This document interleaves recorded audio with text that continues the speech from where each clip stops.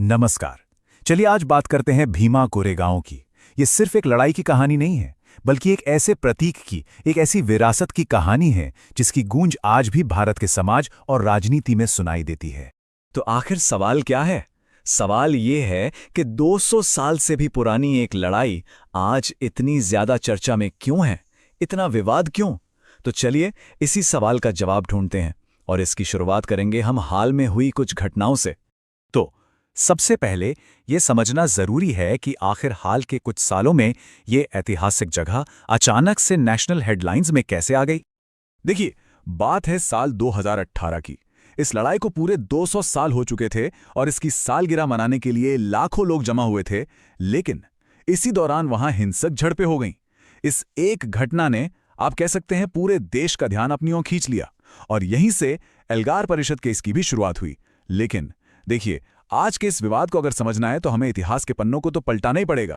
तो चलिए सीधे चलते हैं 200 साल पीछे, साल 1818 में, और समझने की कोशिश करते हैं इस विवाद की जड़ें, कि आखिर ये पूरी कहानी शुरू कहां से हुई थी।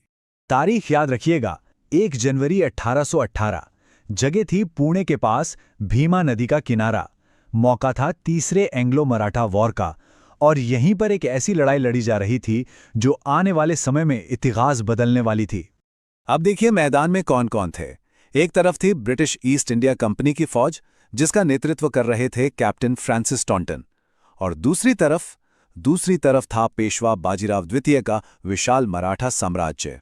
लेकिन जो बात इस लड़ाई को, आप कह सकते हैं, बिल्कुल असाधारण बना देती है, वो थी दोनों सेनाओं की संख्या।